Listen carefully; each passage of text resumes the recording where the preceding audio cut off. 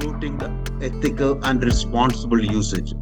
And we don't talk about it when you criticize people for using social media. We don't talk about there is something called user responsibility. Video creation is one exciting thing, so you can actually explain five things. Say within few seconds, you can explain a videos, and it's about discovering Petra. So Petra is, now currently is the seventh wonder in the world. Those who are not familiar with Petra, it's a beautiful place in Jordan.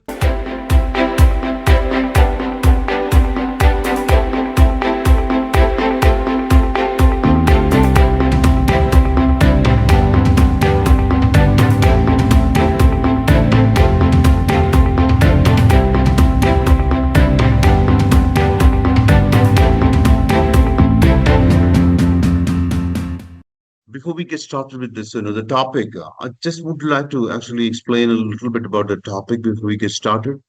So, social media and AI. So, since you're all teachers, I've been also a teacher for for a short time. Actually, by the way, I come from the industry, then I come from the publishing industry and the journalism industry, turned to teaching later. So I know both sides of the world, and what I'm trying to give you here is the best of the both worlds, best of both worlds. So as teachers, so I've noticed something, so I do a lot of training sessions. So I was telling Nicey just before you joined that one of the things I have come across globally, because I do training and I train people in UK, I train people in Germany, and I just go around the world training people about social media and AI. So particularly AI. One of the things, that is common, I notice particularly among teachers is the resistance. We are we actually biologically dislike, pathologically we dislike social media. The moment somebody mentions social media, we just try to actually discourage that person, that kid. And AI again, even worse. So these are very good, the combination. Actually, it's good that we are trying to combine social media with AI. I remember back in the day, when people mentioned social media, say uh, Facebook, Instagram, TikTok, when TikTok was legal in this country, then now Shorts, YouTube, and we always try to discourage people from, students, the kids from using this. And I think there is a fundamental misconception about social media. We blame everything on social media. For example, so kids going astray, kids actually not getting, losing their attention span, kids not focusing in studies, we blame everything on social media. Now we blame AI for everything they do. Of course, when we are not smart, they will try to cheat us. So it's time when my argument again against this is, it's time we change the whole approach to education and teaching. So should we have exams, say people, and should we have say people going home and just asking people to, okay, you come back with a 200 or 300 word long essay? They will cheat when they have ChatGPT, of course, and it's our stupidity to actually ask them, okay, you write something. Okay, and that approach, the whole approach of exams, that needs to be changer. So we'll come back to that in the discussion later, Q&A. And I'm going to share my screen now with, we're getting started with social media now. So in the first, at first in the first part, and I'm going to explain why this session is more important and why social media is important. And we're going to combine this in the later second half of half of the session. So we're going to combine AI and what you can do as teachers, what we can do as teachers. You and I, I'm also a teacher. So what we can do, and I'm also going to share what I am doing with the AI and social media with the in teaching. For undergrads and master students in my university. When we talk about social media, we don't think about storytelling. Okay, we think that this is something for not for us, not for teachers. It's for publishers. It's for the content creators. It's for celebrities. It's for influencers to create content. And why can't we use this to? Why can't we leverage this to create content for the students? And that is the argument I'm going to put forward here in the first part of this on social media. So it's all about storytelling. If you ask me, who are the teachers and what are we good at? I think we should all be storytellers. We are all storytellers. Every human, you look at the activity, anything we get involved in, say when you're applying for a job, You're telling a story. You're trying to sell yourself in a story to your employer, potential employer. So in a classroom, I consider myself as a storyteller. When I try to explain, I deal with AI. I teach AI. I teach storytelling with AI. I teach digital storytelling and other things. So I try to explain these things as a storyteller. So if all of us become storyteller, that is the only thing, but that is where teaching becomes fun. So I never, personally, I never wanted to be a teacher. Never ever wanted to be a teacher. So that's why, so something, from, like I said, came from the industry. Then I wanted to actually share this technique in teaching. So how can you actually leverage storytelling in a classroom? That is the reason. That's how I become a teacher, and that's what actually trying to implement in my classrooms. So it's all about, when you mention, the moment you mention social media, what comes to your mind? We think about fake news. We think about the people getting extra, people just going extra, people, particularly young people, young students, and they're getting actually distracted from there. They're losing focus. But that is one side of the story. That's only one side of the story. Of course, it is addictive. Of course, the power of amplification can actually be dangerous. So I'm not saying this, I'm not trying to here to evangelize social media. I'm here only trying to how we can leverage. Okay. And without the dangers, how can we leverage these two technologies? And if you look at this as only a tool, okay, it's not a culture, it's just a tool. So like a tool. When I say tool, we use knife in the kitchen. And a knife was not invented to kill people. Knife was invented by our ancestors to actually make life easier for us by chopping vegetable, by chopping meat. And what if one person uses the knife to kill another person, to stab another person? Who would you blame? You can't blame the knife for that, for God's sake, because there is something called user responsibility. And that is where we come in as teachers. We actually, you can't blame the tool for that. So, like I said, like I keep saying to everyone I'm just, who talk to me, that this is just another tool, and which unfortunately is, with fortunately, actually, not unfortunately, fortunately, it is, we cannot change this, because this is the largest audience for Instagram. If you look at, we'll be looking at the numbers in a little bit, and why, the context of why we are talking about social media and AI now, here, today, tonight, and this evening. So it's all about storytelling and leveraging storytelling in the classroom for teachers, or for any other activity you are involved in. So I'm just not going to read out all of this. Here, see, when you talk about storytelling, why this is important. So I've had conversation with a lot of teachers. They say, okay, how do you explain, for example, if you're a physics teacher, you are teaching quantum physics, what are you talking about? How can you explain this in storytelling? I'm not teaching Shakespeare. I'm not a literature teacher. I am trying to say I'm a chemistry teacher. I'm just talking about atoms. And how do you? Of course, you can. That's what AI comes in, and that is our skill set. How do you make teaching and learning fun? So my experience is, if you just turn yourself into a storyteller, and this is an ancient tradition. So it started from, if you remember, so if you, like, those who are into history, you would have learned that, just we learned the story. It's always been with us, sharing information with another person. Okay, by sharing information, we are transferring knowledge. Sharing knowledge and transferring knowledge are two different, very different things. So when we say, if you look at our ancestors, and if you just think about our ancestors who come back after hard day's work, hunting in the forest, and just conquering things, killing animals, then they come back, and they sit around. They would sit around bonfire. They'll exchange stories, and they will just exchange their experiences, and that is the origin of oral storytelling.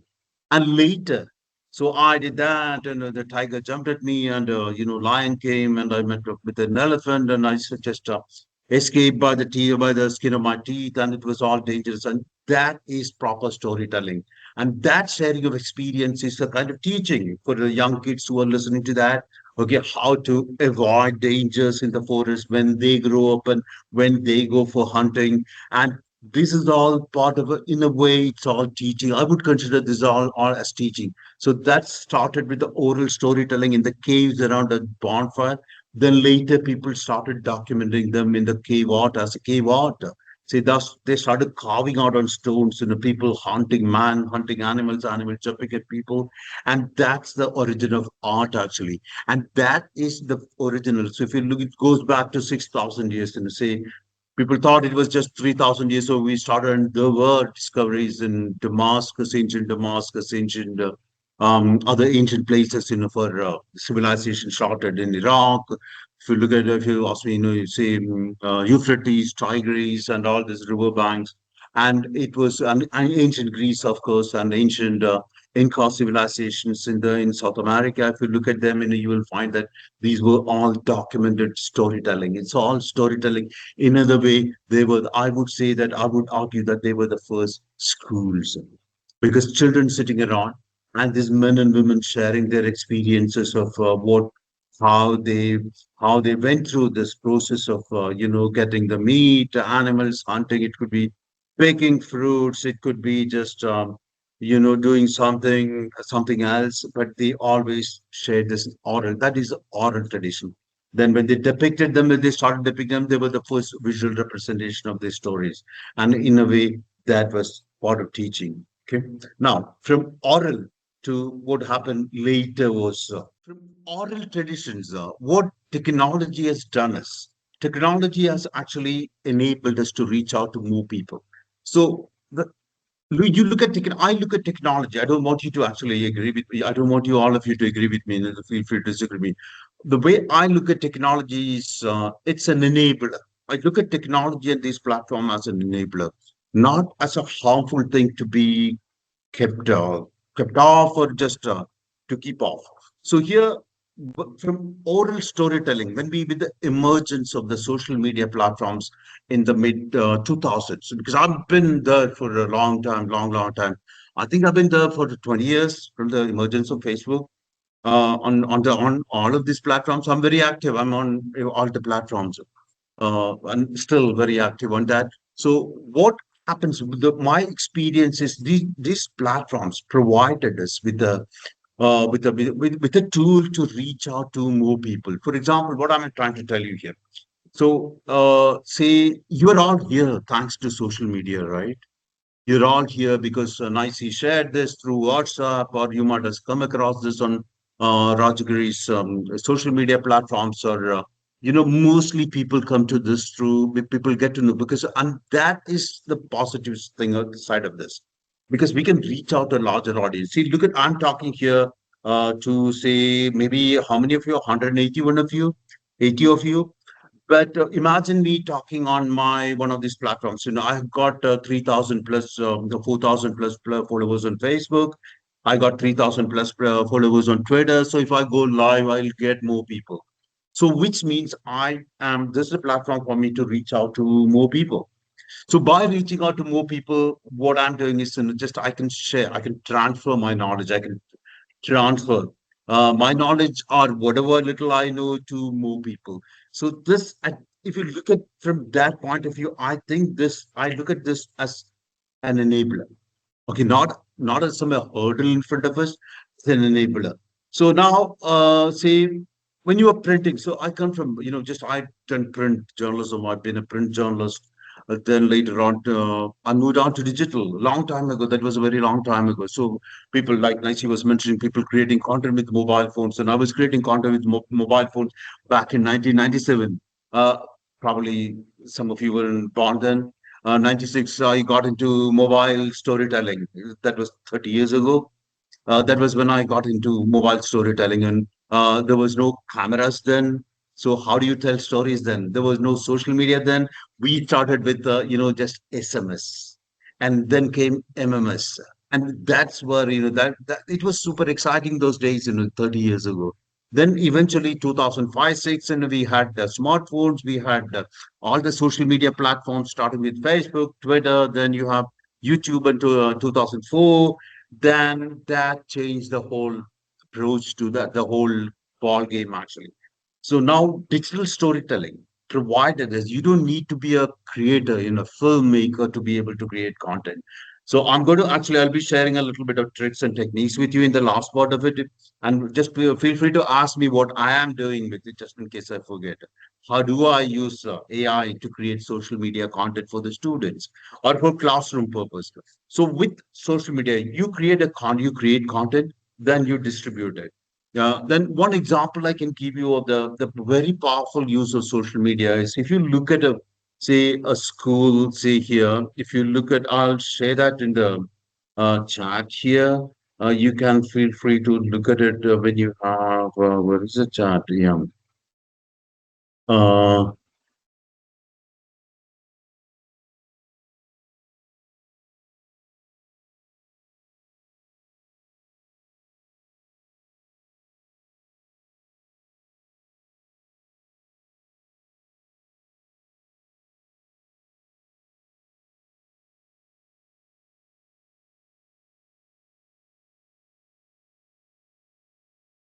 yeah. Uh, Let me take you to a school in a very government school. It's a government UP school in Trivandrum. I had never heard about school before I visited the school. And somebody took me there. It's a government school. And what they do is, the kids, they're talking about 10 to say 6 to 10, 12-year old kids. They have a YouTube channel called Gallup News. You can look it up on YouTube. And what they do is, they just tell stories, turn everything they learn in their classroom into stories. Because I went to my friends, from say Germany, from UK, we all visited the school together. We trained the students later. But there was a thanks to a teacher, I can't remember the name of the teacher now. And we trained the students and they create, yeah, there are, mm, okay, yeah. There are what they do is in the classroom. So if they learn about, say, solar system, okay, how solar system works or something, and they will create, the kids will create a story about that, and they will just be part of it. There is a regular every month they have a channel anchored by a person, and at 11, 12-year old, and the youngest person I came across as a story is a 5-year-old boy, and he was trying to explain something about the school. And name of the YouTube channel is Gallup News. Okay, YouTube channel. The name of the school and the Kunchirabilla UP school. I might have spelled it wrongly. It's in Trivandrum. It's a coastal community school. It's a government school. It's not one of those fancy schools. And it's super nice. It was fun to be able to go there, and I was very fortunate to meet these young kids, to meet these people and to train them. You can see that. Gallup. Is that Gallup channel? Okay, yeah. You can go to that school and Google the name of the school, and you will find that Gallup News. Yeah. And you will find me there also because my visit was also a story. And some of my friends came from Germany, from the UK, and they also visited school, and they were super excited with that. And so what I'm trying to tell you is how a small school, okay, very normal school, Gallup channel. Is that Gallup channel? Yeah, I'll just find the school. You can actually look up for that. Gallup News is a channel I remember. Just I'm just trying from top of my mind.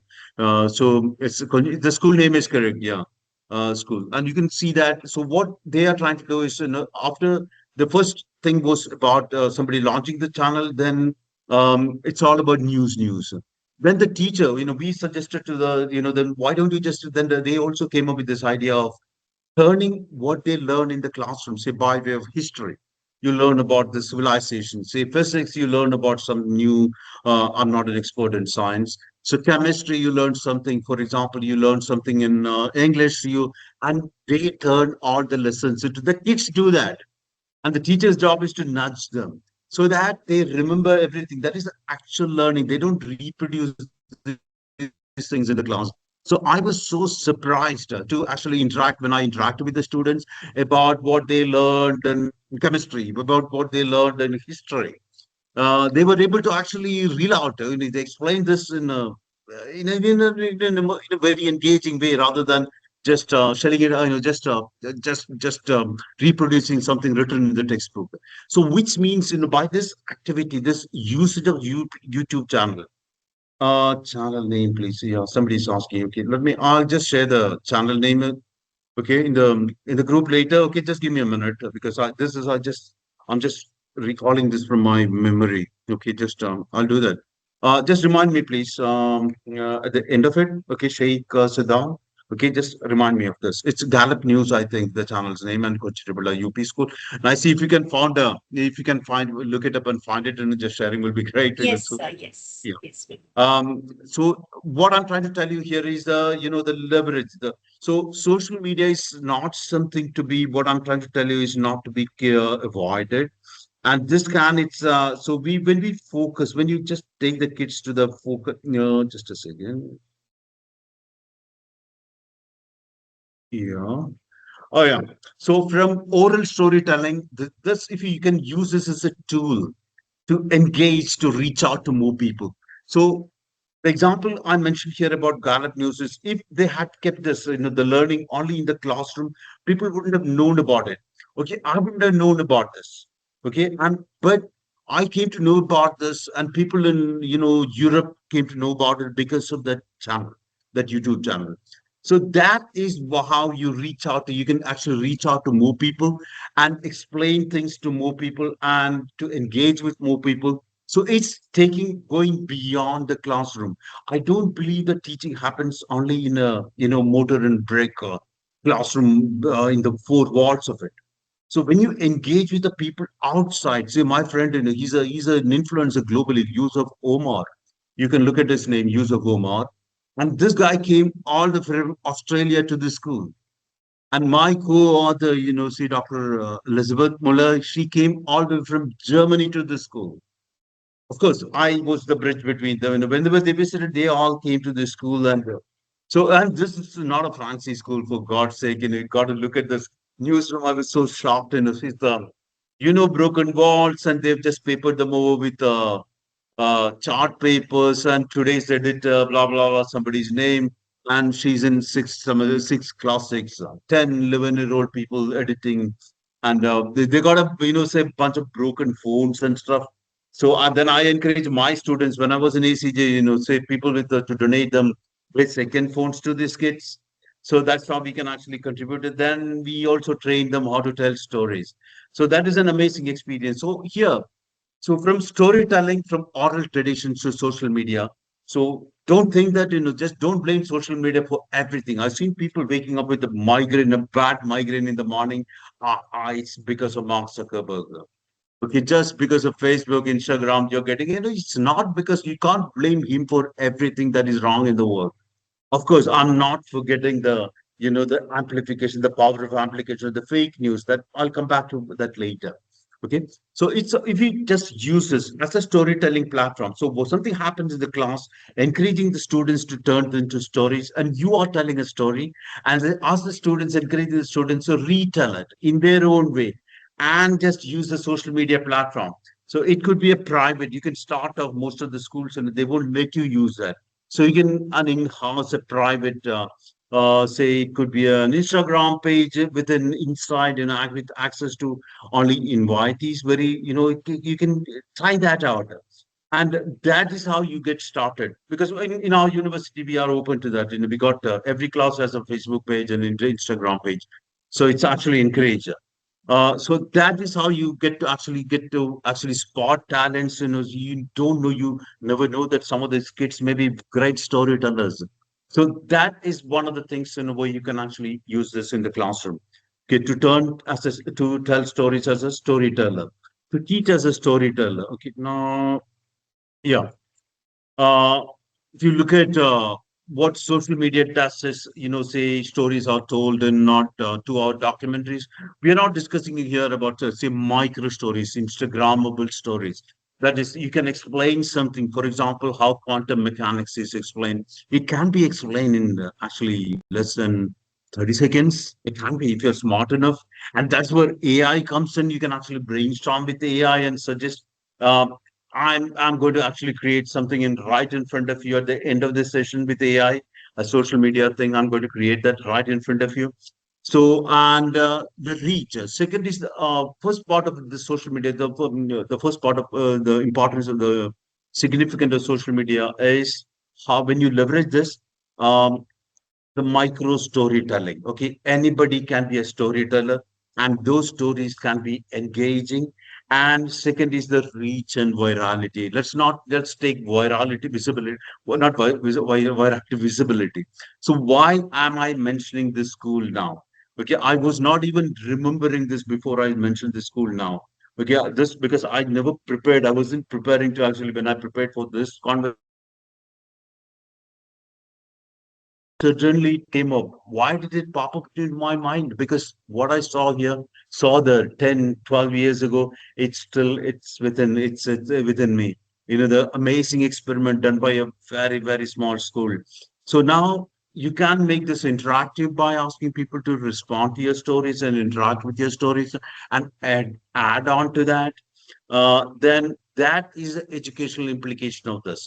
And in education you cannot, if you look at social media education, so if you look at say how this can be, social media platforms can be actually leveraged to extend your classroom. I'm going to say that I'm going to actually I would say that it's an extension of your classroom.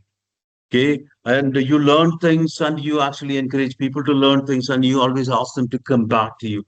By the way, I'm not forgetting the downside of it, but I'll come back to it. So I hope and pray that I hope that somebody's going to ask me that question later in the Q&A. That why don't we talk about the dangers of this? I'll come back to it later. Now, why this is important? Look at what happens. This is from 2026 Jan, and we are in March. What happens on the internet in 1 minute?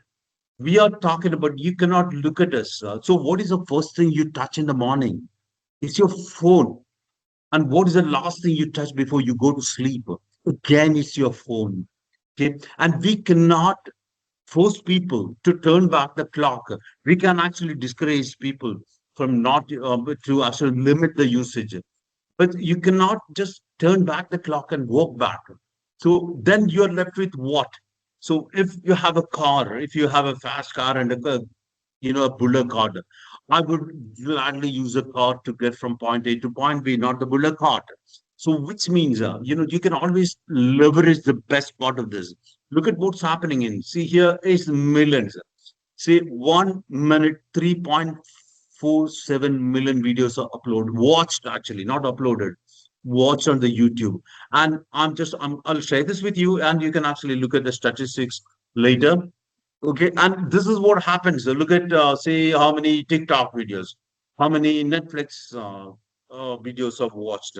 And you have, so this is the context. This is why this is important. And now, if you come back to India, in our country, what happens in the state of digital in 2026? Okay, this is from Jan. This stats is from Jan. We live in a country where 500 million people are on social media. And don't tell me that we can convince people to get off social media, telling them, okay, beta, this is not a good thing. It's a state of the digital in India, and this statistics is from 2026 Jan. So when you look at this, imagine that if let's say that say Facebook were a country, it would have 500 million people. That is the combined population of the entire European Union. Okay, more than the entire European Union. That is the statistics we are looking at. So what I'm trying to tell you is, we have 1.3 billion people on the internet, and we have 1.6 billion people on mobile phones, which means we have more mobile phones than human beings in this country. So what we are looking at India is we have, say, 31% of the population, 34% of the population is on social media. And and that is a significant and enormous, staggering number. So when we talk about India, we got to think about the numbers. So what this matters to us as educators. So this is a platform which this is an opportunity for us. So you can look at things as an opportunity as a challenge. So here I'm looking at an opportunity here. I'm a teacher. I'm an educator. I want to actually transfer my knowledge beyond the classroom. And the students, once they learn something, they want to actually share that amongst beyond the classroom. So that is what this becomes as a connector. This is a stepping stone to the world. I would say that a healthy usage of, again, let me underline the word healthy usage of social media. That's what we should be promoting in the classroom. So if you look at the next, say, let's look at this in India. So look at it, 481 million people. Do you seriously think we can actually succeed as an educator or as a teacher, ignoring all these people on social media and blaming them. All four people can be stupid, but not 481 people. So look at Facebook, 403 million, Snapchat, 213 million, LinkedIn, of course, these are for grown-ups. And these are staggering numbers when in terms of India. If you go around and if you say, I have a lot of friends abroad, when you talk to them, they are shocked literally, they get a heart attack when you say our 2% is what? Is more than the population of some of their countries.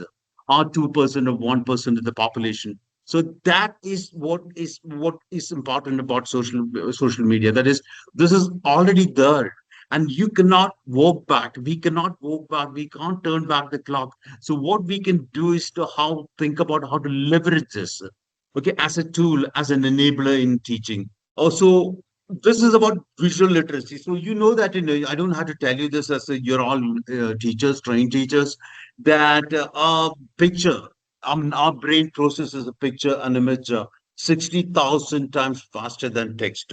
So there is something called visual literacy. That is, so as children, we were actually taught in visuals. And in a way, on social media, what we are trying to do is we are just going back to, we are actually trying to catch up with, we are going back to that tradition. See, remember the caves, I explained the cave art, and when they actually depicted and engraved the day's hard work, whatever what their lived experience during the hard day on a rock. We are actually now what we are trying to do is we are trying to create content, visual content, applying the same method that is in a visual. Our brain processes a visual faster, and it gets registered in our brains. When we actually explain something, say something in explainer videos in the form of explainer videos and distributed through social media. So that is where the visual comes in. The visual grammar comes in because it's actually easier to understand, to make people understand that. So that is called visual literacy. And I use a lot of even I use a lot of visuals in my classes, and I encourage people to create their visuals. Say, for example, let me share this with you, that in my modules in my university, I don't have written exams at all. People don't have to sit down and write exams. They create content rather. They got I sit with it. They make me sit with them, and when they're creating the content, and I can actually the whole process. It's so much fun for a teacher as well. I know that we come from CBS syllabus, that syllabus, this syllabus, but within your limitations and within your constraints, always I seen teachers encouraging the people to create content. To say 5% of leverage, say maybe 10% of room you can actually use within the the constraints you teach in different schools. You can actually make use, or try to make use of, get the student involved. And one thing I notice about it's how interesting students actually get involved with this process.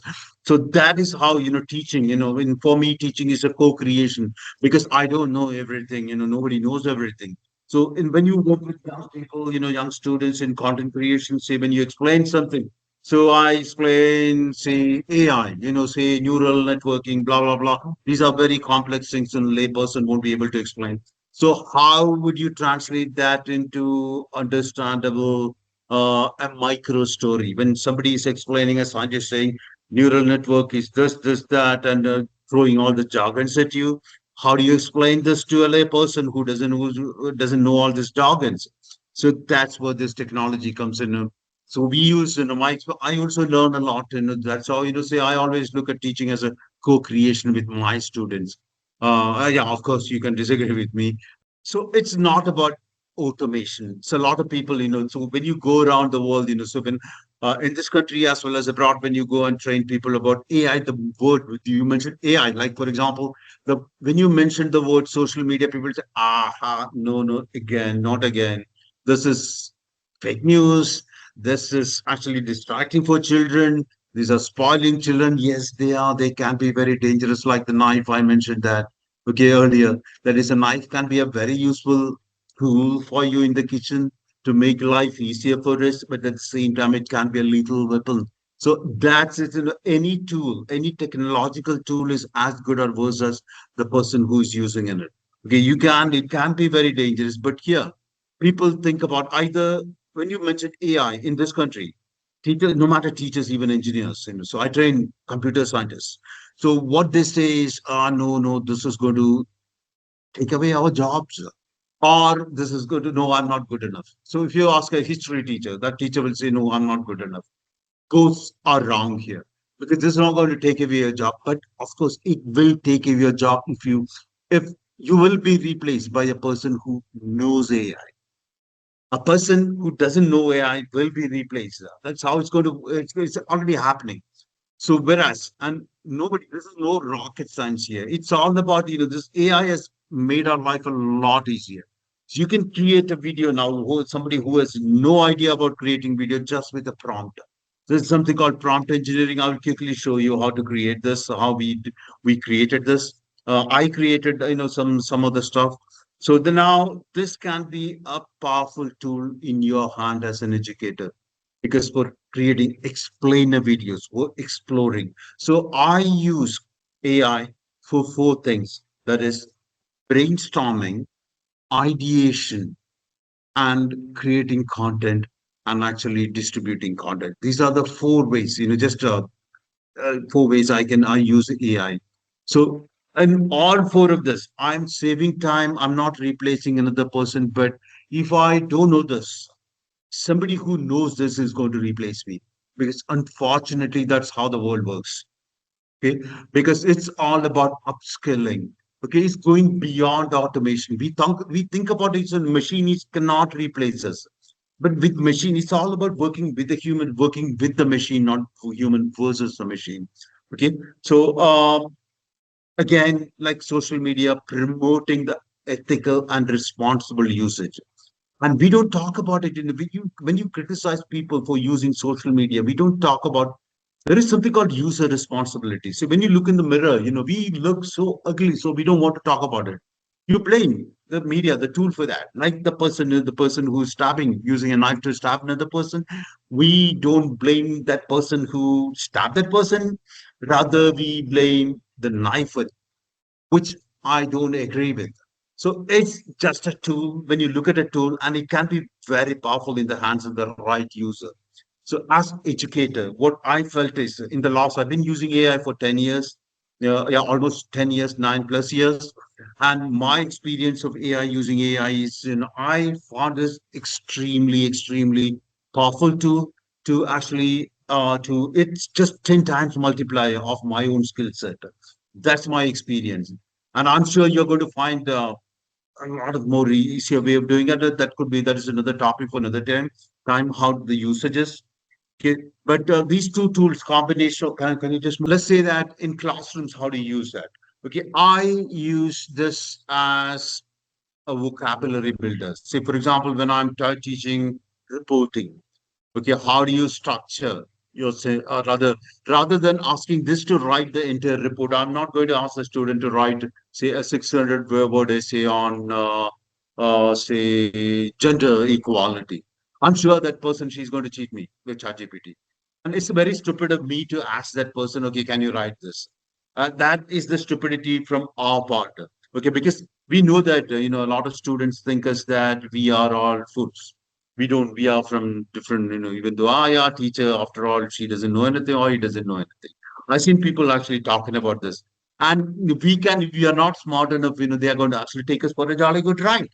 That's also there. So here, what I do is I would discuss this and be open with it. I encourage the use of all these tools, and we have access to all the premier because in my modules they have access to the paid versions of ChatGPT, Claude, Gemini. We use Copilot a lot, and our university, fortunately, we encourage people, the student, including the students, not to write something for brainstorming. Say, I'm working on an essay on gender equality or gender. Let's say that domestic violence.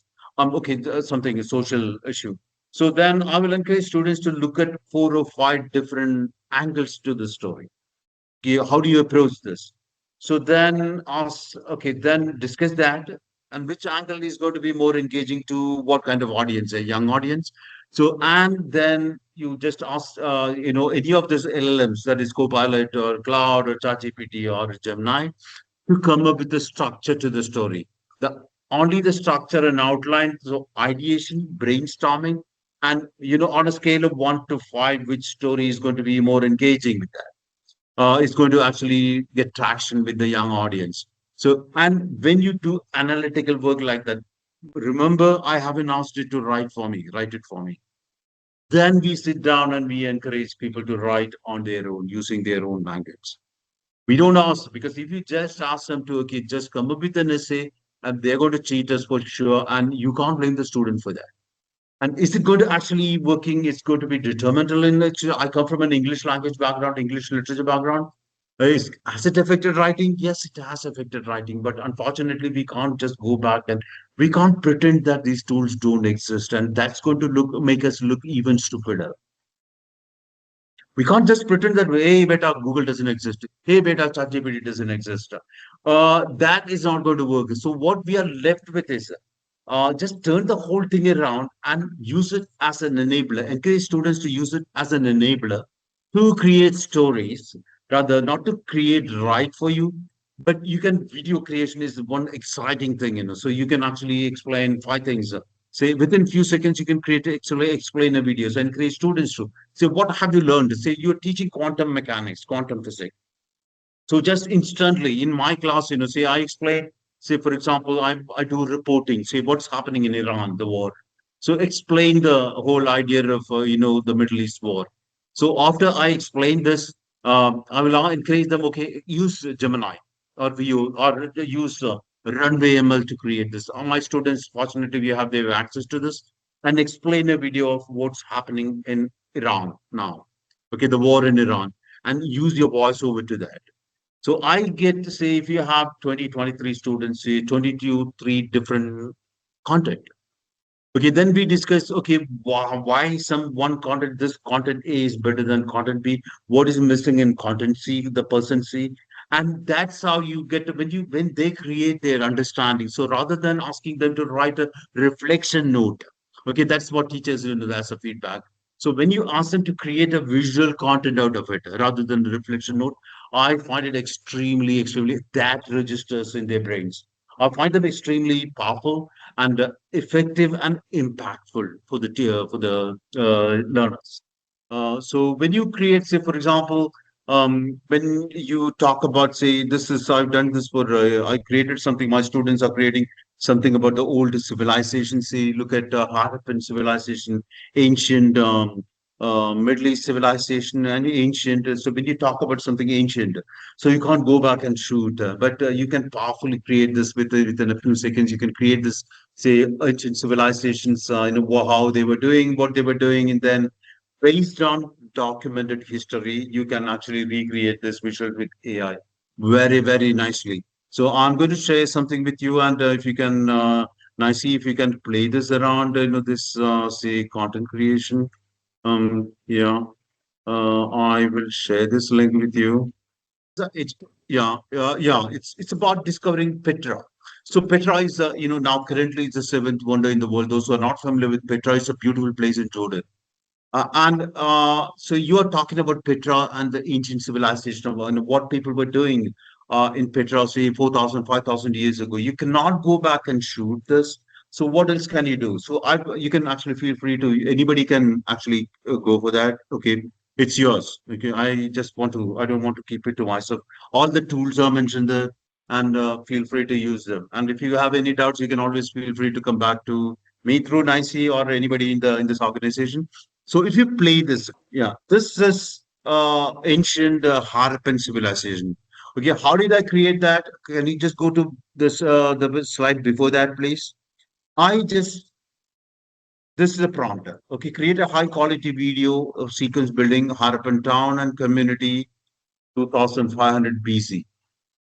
So based on what this is prompt, this is called prompt engineering. Based on this prompt, I developed this prompt. Okay, of course, prompt engineering is a very different thing. So what I've done is, I don't know, this can be this. This is where you can be very creative. Stick to facts and a historical video. So when you create, some of these tools create you, make you only secret help. I mean, you can create only 10-second videos with that. So what we do is you create a series of 10-second videos with different prompts, then stitch them together into a 2-minute explainer or 1-minute explainer on a normal editor, video editor. That's how you create. Now, this is about history. Look at this prompt. Urgency of impact. Say global warming. How do you explain global warming? You can actually bore a person by saying, the plus XYZ trillion tons of carbon emission is happening, and data centers are just spoiling our atmosphere, environment, blah blah blah. And but within say 1 minute, you can explain all this into a video. And with this prompt, I created a video. See here, this was created with just a prompt, that prompt, this video. The Yeah. data is clear. Global temperatures continue to rise, accelerating the loss of these critical ice sheets every Yeah. single year.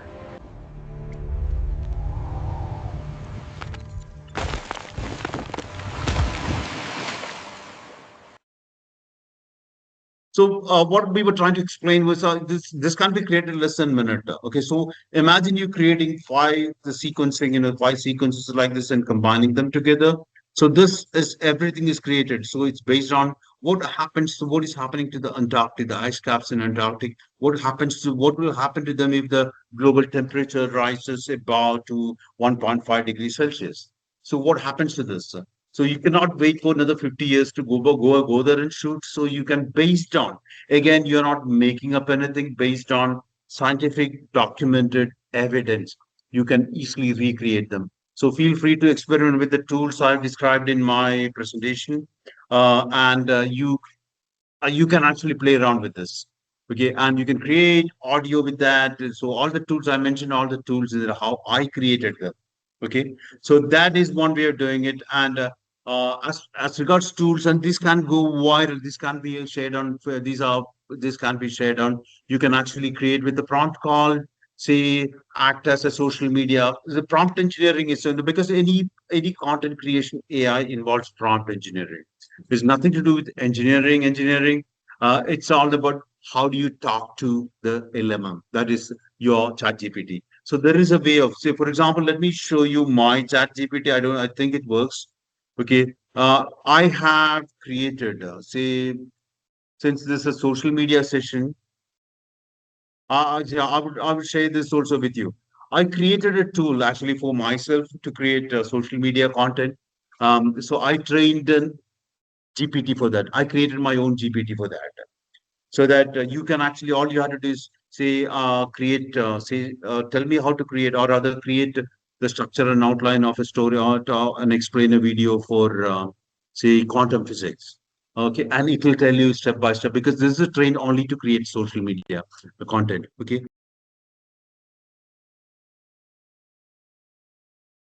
Sir, we had a question from Santosh Kumar. Is it really that much easy as you're saying, or there are a lot of difficulty and jargon used for the commoners like us while creating such content?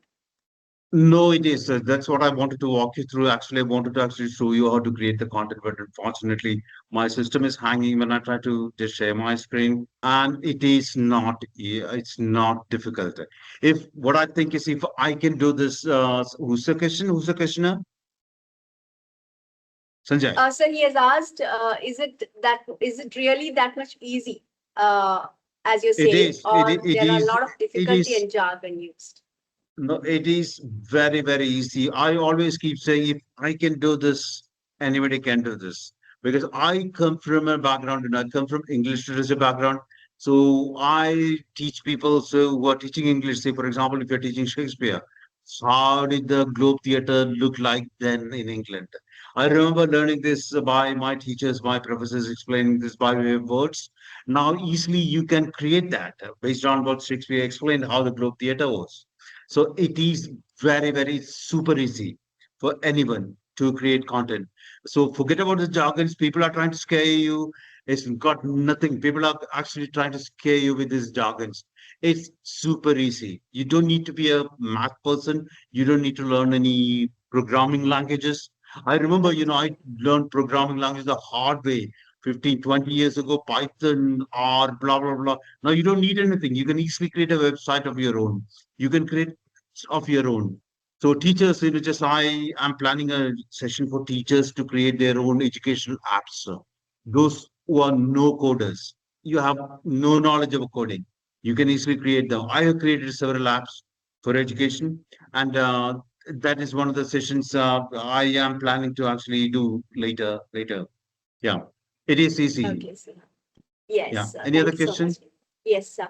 What is the fundamental change in storytelling when tech is involved? Is it mastery of tech or mastery of storytelling that we have to impart to It's students? great question. Great question.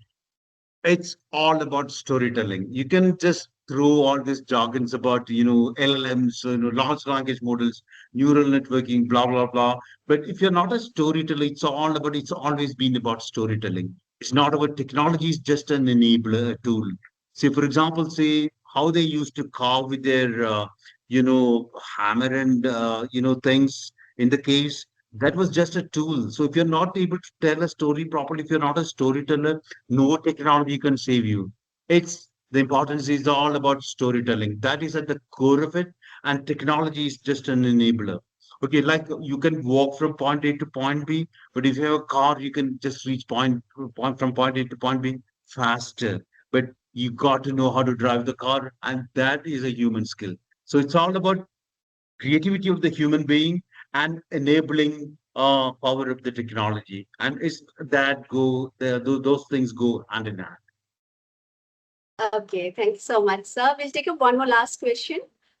Should ideation be done without AI? At what stage they must use AI to enhance storytelling? Yeah. Let me say that I'm working on a story on, uh, say, in my area. Say, for example, I'm working on, let's say, quantum physics, for example, AI. Let's say how AI it can be used by educators. I'm working on on that.